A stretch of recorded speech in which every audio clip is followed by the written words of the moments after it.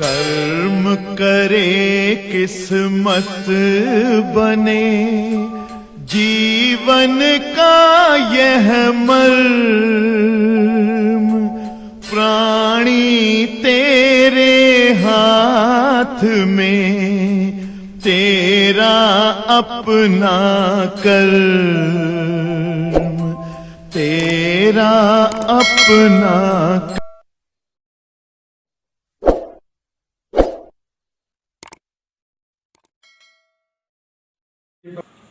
प्यारे बच्चों, हम लोग कल तक की क्लास में पढ़े रदरफोर्ड का अल्फा किरण प्रकीर्णन प्रयोग क्या है, और रदरफोर्ड के अल्फा किरण प्रकीर्णन प्रयोग के आधार पे हमने आपको जो है साथ ही साथ समझाया। रदरफोर्ड के अल्फा किरण प्रकीर्णन प्रयोग के आधार पे आपको एक्सप्लेन किया आप सभी लोगों को कि रदरफोर्ड ने परमाणु का आकार या परमाणु की संरचना किस प्रकार निर्धारित की और अल्फा किरण प्रकीर्णन प्रयोग को उन्होंने किस प्रकार समझाया। हम लोगों ने कल डिस्कस किया था कि परमाणु में इलेक्ट्रॉन, प्रोटॉन और न्यूट्रॉन जैसे तीन कणों की खोज हो जाने के उपरांत यह प्रतिपादित हुआ कि परमाणु अविभाज्य नहीं होता, इसे विभाजित किया जा सकता है और इसके तीन पार्ट भी होते हैं, एक इलेक्ट्रॉन और एक प्रोटॉन और एक न्यूट्रॉन। और बहुत सारे वैज्ञानिकों ने जैसे James Chadwick, Goldstein, Lord Rutherford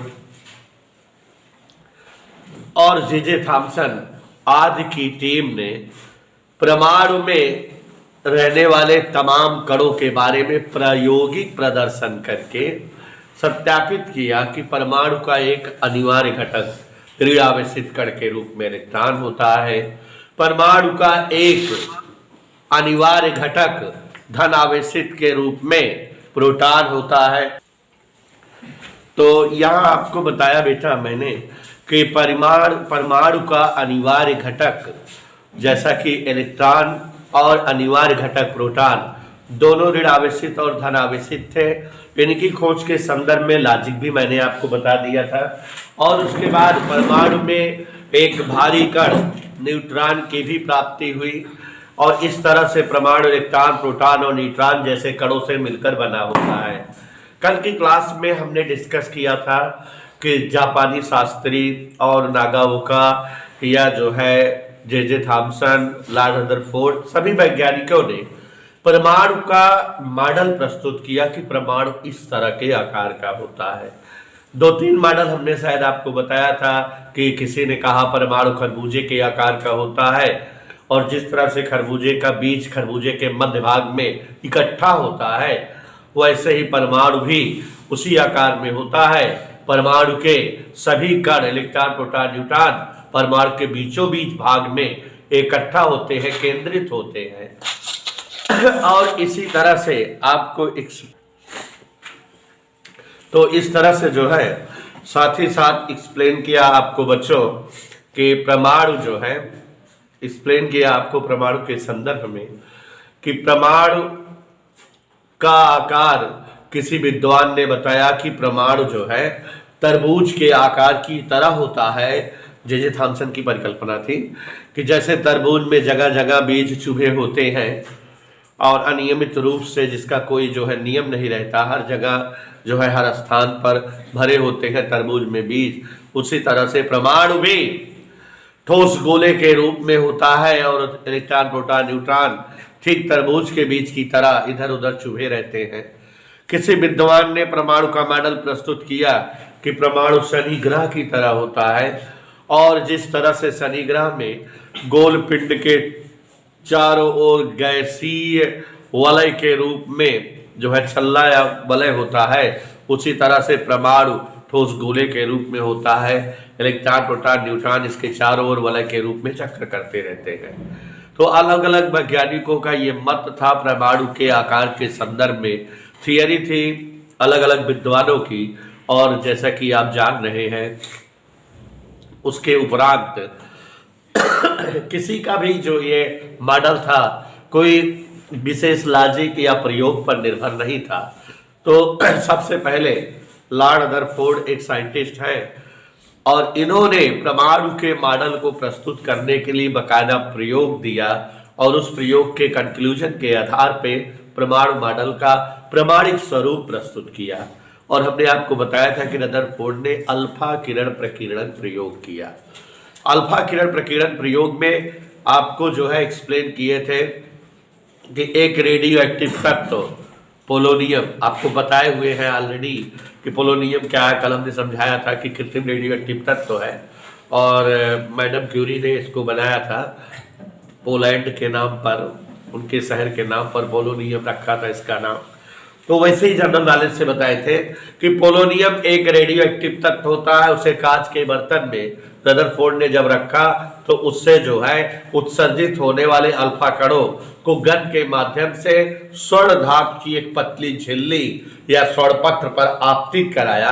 तो ये देखा कि बहुत सारे अल्फा कण जब स्वर्ण पत्र पर जो है आपतित होते हैं तो उनमें कुछ एक अल्फा कण जो है अपने मार्ग से कुछ कोण बनाते हुए विचलित हो जाते हैं। कुछ अल्फा कण 10, 15, 20 अंश का कोण बनाते हुए विचलित होते हैं। कुछ अल्फा कण जो है अपने मार्ग से 90 अंश तक के कोण पर विचलित हो जाते हैं और कुछ अल्फा कण अपने मार्ग से 90 से ज्यादा के कोण पर भी विचलित होते हैं। अल्फा कणों का स्वर्ण पत्र पर आपतित होना और अपने मार्ग से विचलित हो जाना, मुड़ जाना अपने आने वाली दिशा से, प्रकीर्णन कहलाता है।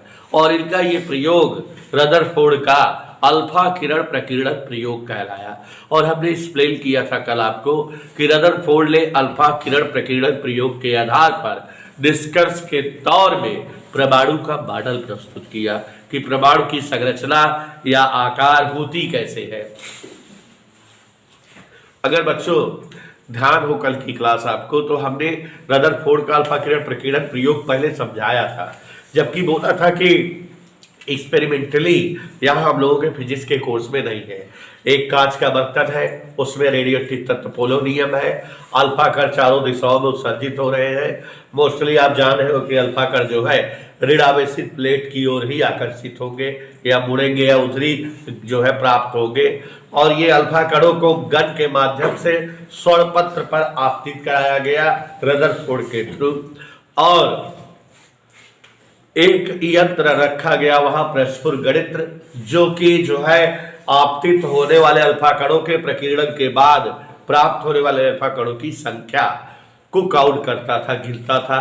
प्रस्फुर गणित्र बताए थे ना नाम इसका।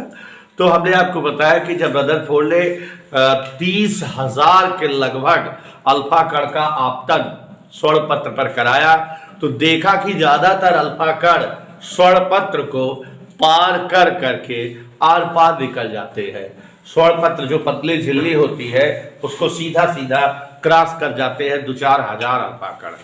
और फिर आपको बताया कि कुछ अल्फा कण जब जो है स्वर्ण पत्र से गुजरते हैं तो थोड़ा सा अपने मार्ग से विचलित हो जाते हैं, लेकिन कुछ अल्फा कण जब जो है स्वर्ण पत्र से गुजरते हैं तो 90 या 90 के अधिक कोण से विचलित होते हैं। और कोई एकाध अल्फा कण स्वर्ण पत्र से टकराकर वापस भी लौट आता है। बस इतनी ही घटनाएं चाचा रदरफोर्ड को दिखाई दी और उन्होंने जो है कंक्लूजन दिया और एक एक स्टेप में कंक्लूजन कल समझाए थे। अब आपका दुर्भाग्य है कि आप जो है यहाँ पढ़ा दिया जाता है, उसके बाद फिजिक्स की रिक्वायर्ड नहीं समझते। अगर घर पर जो है एक बार वीडियो देख लिए होते तो मेरा दावा है कि पूरा एकदम घुटा जाता, रट उठता। क्लास में ही कल हमने रटा दिया था, लेकिन वो सब बातें हवा में विलीन हो जाती है। ध्वनि जो होती है वो प्राप्त नहीं की जा सकती, वो अंतर्ध्यान समाप्त हो जाती है एक बार निकलने के बाद। लिपि थोड़ी है कि वो छपी रहेगी, पड़ी रहेगी, दिखेगी। तो इसलिए आप पढ़ना चाहिए घर पे। उसके बाद आपको एक्सप्लेन किए थे कि कंक्लूजन कैसे होता है। अर्चिता पांडे को नहीं आ रहा था, बता दे रहे हैं। सबसे पहले कि अधिकांश अल्फा कण आर पार हो गए थे, तो इससे रदरफोर्ड ने 2 बातें बताई। How many? 2 बातें। पहली बात ये बताया कि अधिकांश अल्फा कण क्रॉस कर जा रहे हैं, आर पार कर जा रहे हैं खुशी बेटा। इसका मतलब परमाणु का ज्यादातर पोर्शन, अधिकांश हिस्सा खाली है, खोखला है और इसी वजह से इन अल्फा कणों को कोई प्रतिरोध या विरोध नहीं मिल रहा है, आराम से आवाजाघट हो रहे हैं, सीधे सीधे क्रॉस कर जा रहे हैं। और दूसरी बात ये समझ में आई कि अल्फा कण धनावेशित होते हैं और ये जो है स्वरपत्र की ओर आकर्षित हो रहे हैं। इसका मतलब इन खाली स्थानों में परमाणु का ऋणावेशित भाग इलेक्ट्रॉन से सिचुएटेड है और इसलिए अल्फा कणों को आकर्षण मिल रहा है वहां पर। तो अंबुज गौरव जी, इस तरह से जो है ये समझ में आया पहली बात से कि परमाणु का ज्यादातर पोर्शन क्या है, खोखला। परमाणु 10⁻⁻10 मीटर व्यास का एक खोखला गोला है, रदरफोर्ड बताया। और इसके सभी ऋणावेशित कण अर्थात इलेक्ट्रॉन इन्हीं खोखले स्थानों पर केंद्रित होते हैं, इकट्ठा होते हैं, रहते हैं, प्रस्तुत होते हैं। उसके बाद चूंकि कुछ अल्फा कण अपने मार्ग से थोड़ा सा विचलित हो रहे थे, तो यहां इन्होंने फिजिक्स की लैंग्वेज में समझा कि अल्फा कण प्रतिकर्षित हो रहे हैं। विचलित होने का मतलब, इसका मतलब इनके कोई प्रतिकर्षण बल मिल रहा है। और अल्फा कण धनावेशित है, धनावेश को धल आवेश से ही प्रतिकर्षण बल मिलेगा। तो सीधा सीधा इनको समझ में आया स्नेहा ओझा जी कि निश्चित तौर पे यहाँ पर परमाणु का धनावेशित पोर्शन प्रोटॉन से सिचुएटेड है जो अल्फा कणों को प्रतिकर्षण बल दे रहा है और अल्फा कण वहां पर प्रतिकर्षित हो रहे हैं। इधर के लिए कुछ ही अल्फा कण प्रतिकर्षित हो रहे थे, इसका मतलब कुछ ही जगह में प्रोटॉन या धनावेशित भाग उपस्थित है। उसके बाद 30,000 अल्फा कणों को एकाध अल्फा कण लौटता प्राप्त हुआ, इसका मतलब वहां का हिस्सा ठोस है और वो अल्फा कण वहां से टकरा कर रिटर्न हो आया। और तब रदरफोर्ड ने यह बताया कि परमाणु का अधिकांश भाग खोखला होता है और इस खोखले स्थान पर इलेक्ट्रॉन रूपी ऋणावेशित कण उपस्थित होते हैं, लेकिन इसका कुछ एक भाग, थोड़ा बहुत हिस्सा, सूक्ष्म भाग धनावेशित होता है और भारी होता है, जहां पर जो है प्रोटॉन रूपी धनावेशित भाग होता है और न्यूट्रॉन रूपी भारी भाग होता है। और इस पोर्शन को, इस छोटे से भाग को उन्होंने नाम दिया नाभिक। और ये समझ में आया कि परमाणु का 10⁻⁻15 मीटर व्यास वाला हिस्सा नाभिक होता है। इधर क्लियर। तो इस तरह से जो है परमाणु और परमाणु के नाभिक की स्ट्रक्चर के रूप में रदरफोर्ड ने अपने जो है प्रयोग के आधार पर कंक्लूजन प्रस्तुत किया। उसके बाद हमने आपको दो और कंक्लूजन इनका बताया था। आपको बताया था कि एक कंक्लूजन इनका था रदरफोर्ड का कि अल्फा किरण प्रकीर्णन प्रयोग के आधार पर उन्होंने कहा न्यूटन के नियम के सत्यापन का बल दिया, कूलाम के नियम का। दो आवेशों के बीच लगने वाले वैद्युत बल के लिए वैज्ञानिक कूलाम ने नियम दिया है कि किन्हीं दो आवेशित कणों या दो आवेशित निकायों के बीच लगने वाला वैद्युत बल F उनके आवेशी परिमाण के गुणनफल के समानुपाती होता है। F proportional Q1 Q2। और चाचा कूलाम ये बता के मर गए हैं कि दो आवेशित कणों के बीच लगने वाला वैद्युत बल उनके मध्य की दूरी के वर्ग के व्युत्क्रम अनुपाती होता है। माने अगर जो है दो आवेश बहुत पास पास होंगे तो उनके बीच का बल ज्यादा होगा और बहुत दूर होंगे तो उनके बीच का बल कम होगा।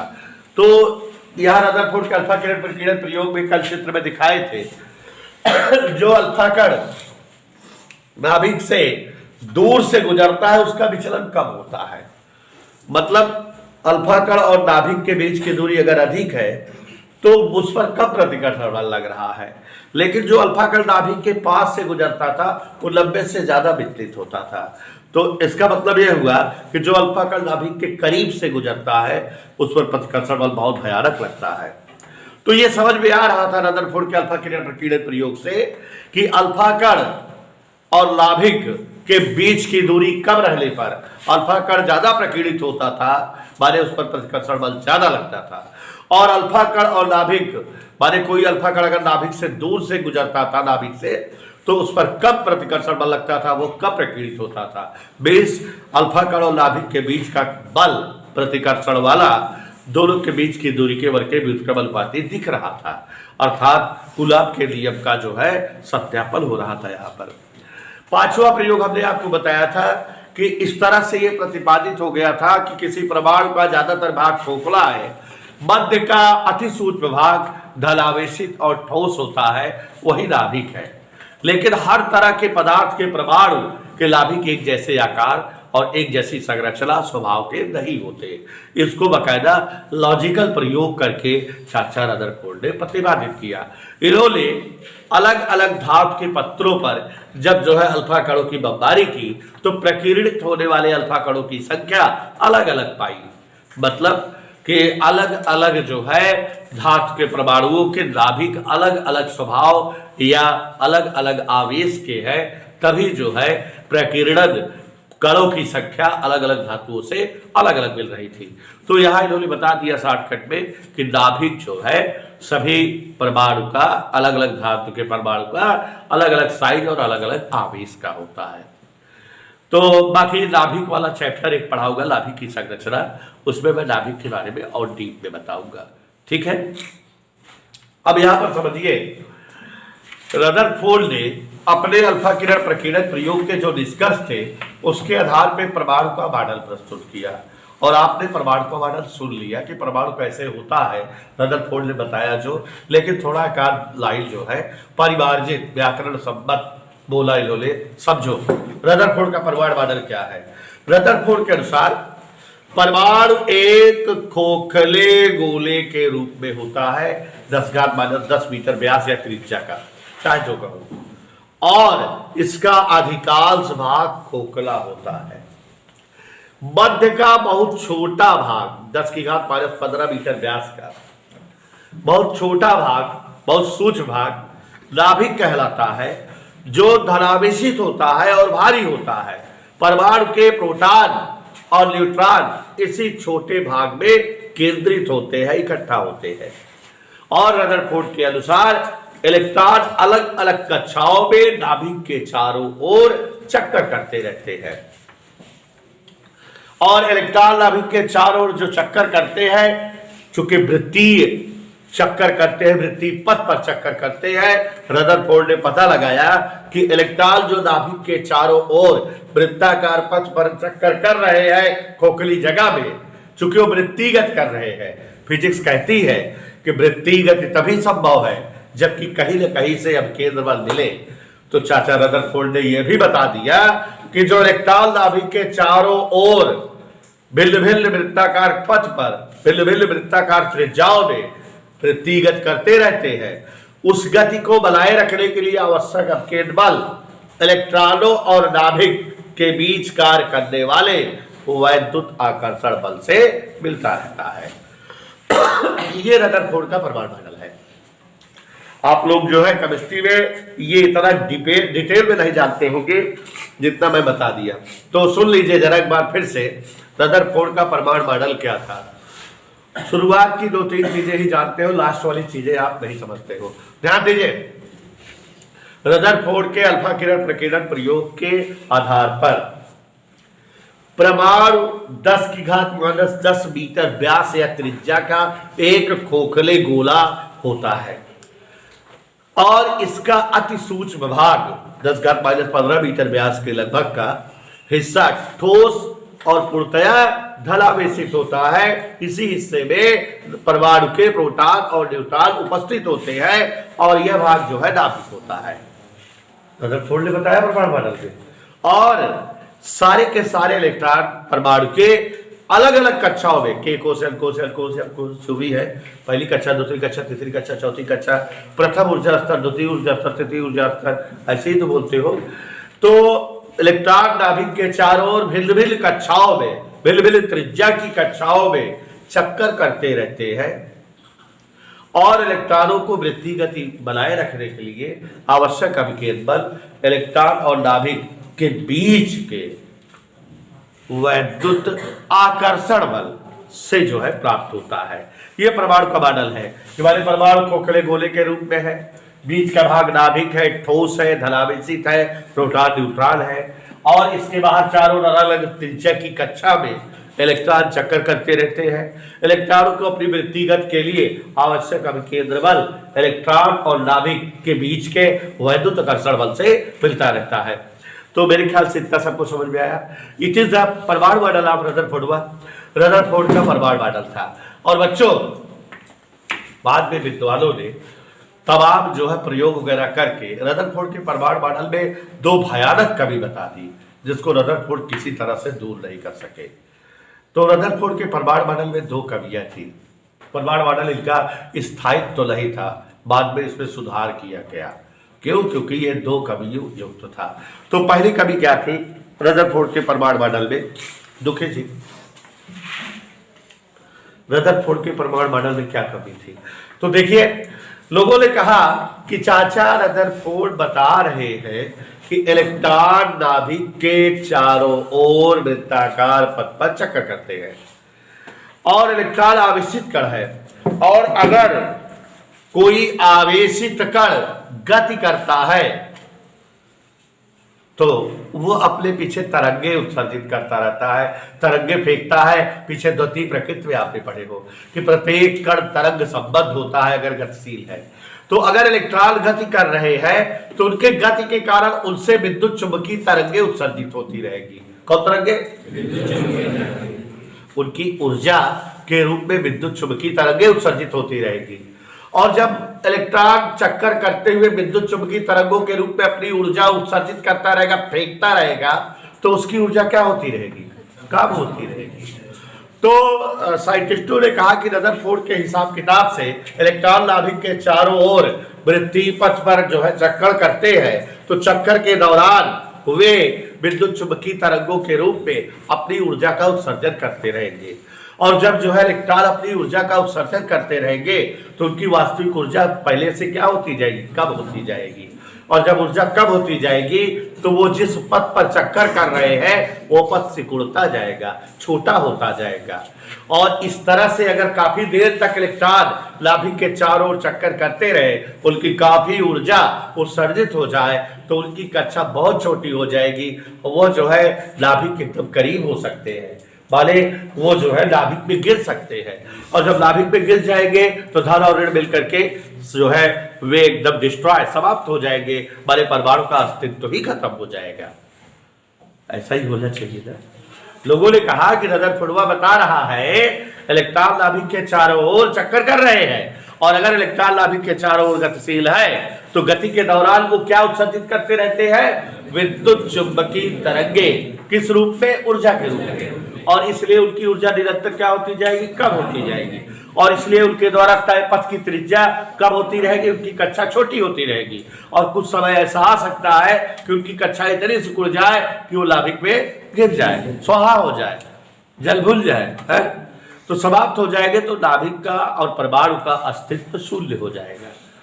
जबकि ऐसा नहीं होता, परमाणु का अस्तित्व शून्य नहीं है, परमाणु बने हुए हैं, परमाणु समाप्त नहीं होते। तो और ये फिर कैसे बैलेंस होता है? तो रदरफोर्ड इस बात को बता नहीं पाए कि कैसे ये जो है इलेक्ट्रॉनों का स्थायित्व तो कैसे बना रहता है, नाभिक का स्थायित्व तो कैसे बना रहता है, कैसे ये कक्षा में नहीं गिर पाते, बने इस कमी को वो दूर नहीं कर पाए। दूसरी कमी स्पेक्ट्रम वाली थी। अब अभी आगे दो चार हेडिंग पढ़ा लेंगे तो आपको स्पेक्ट्रम समझाएंगे तो वहां समझ जाओगे, लेकिन यहाँ बस इतना जान लो कि जैसे इलेक्ट्रॉन नाभिक के चारों चक्कर करते हैं, ऊर्जा उत्सर्जित करते हैं, तो इनके हिसाब किताब से समान ऊर्जा उत्सर्जित हो रही थी। इनका स्पेक्ट्रम एकल आना चाहिए, सतत नहीं आना चाहिए।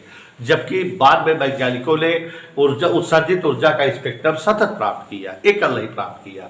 तो ये इनके दूसरी कमी थी जिसको ये डिफाइन नहीं कर सके। ये टॉपिक आप थोड़ा दो चार हेडिंग और पढ़ लो, तब अच्छे से समझ जाओगे।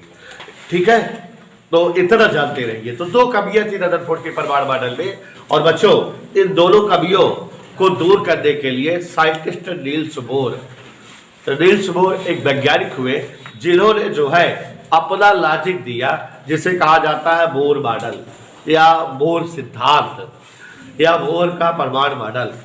तो ये जो बोहर सिद्धांत है ये 3 स्टेपों में है। और आपसे एक बात कहना चाहूंगा कि इस चैप्टर में बोहर मॉडल बहुत इंपॉर्टेंट है।